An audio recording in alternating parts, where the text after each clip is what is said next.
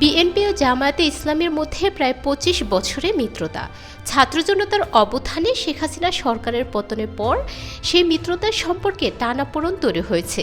দল দুটির মধ্যে দেখা যাচ্ছে নানা বিষয়ে মতবিরোধ। তৃণমূল থেকে শুরু করে দল দুটির শীর্ষ নেতাদের বক্তব্য ও কথাবার্তাও এই মতবিরোধ স্পষ্টভাবে লক্ষ্য করা গেছে গত কয়েকদিনে, যেটি প্রকাশ্যে আসে গত অগাস্টের মাঝামাঝি অন্তর্বর্তীকালীন সরকারকে নির্বাচন আয়োজনে সময় দেওয়া নিয়ে বিএনপি ও জামায়াতের পরস্পর বিরোধী বক্তব্যের মাধ্যমে। শেখ হাসিনার পতনের পর দীর্ঘ ২৫ বছরের রাজনৈতিক মিত্রদের মধ্যে হঠাৎ কেন এমন বৈরী সম্পর্ক তৈরি হলো, সেটি নিয়েও নানা প্রশ্ন দেখা দিচ্ছে। গত সপ্তাহে জামায়াতে ইসলামের আমির ডাক্তার শফিকুর রহমান রাজনৈতিক প্রতিপক্ষ আওয়ামী লীগের বিরুদ্ধে প্রতিশোধ নেবেন না এমন একটি বক্তব্য দিয়েছেন। সেই বক্তব্য নিয়েও বিএনপির মধ্যে তীব্র প্রতিক্রিয়া দেখা গেছে। অন্যদিকে বিএনপির স্থায়ী কমিটির সদস্য আমির খুসরো মোহাম্মদ চৌধুরী বলেছেন, জামায়াত অন্য রাজনৈতিক দলের মতোই একটা দল, বিএনপির সঙ্গে জামায়াতের বিরোধের প্রশ্ন আসবে কেন?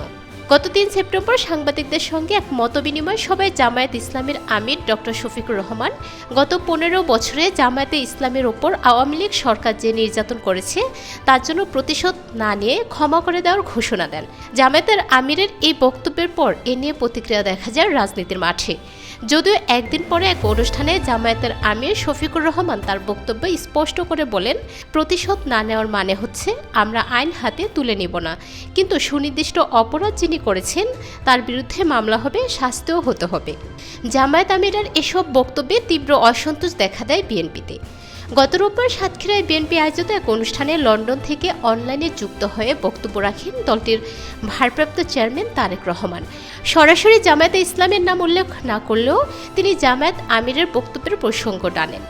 বিএনপির ভারপ্রাপ্ত চেয়ারম্যান বলেন, গত কয়েকদিনে দেখছি কিছু রাজনৈতিক দল একটি প্রতিবেশী দেশের ফাঁদে পা দিয়েছে, সে কারণে তারা বিভ্রান্ত ছড়ায় এরকম কিছু কথাবার্তা বলছে।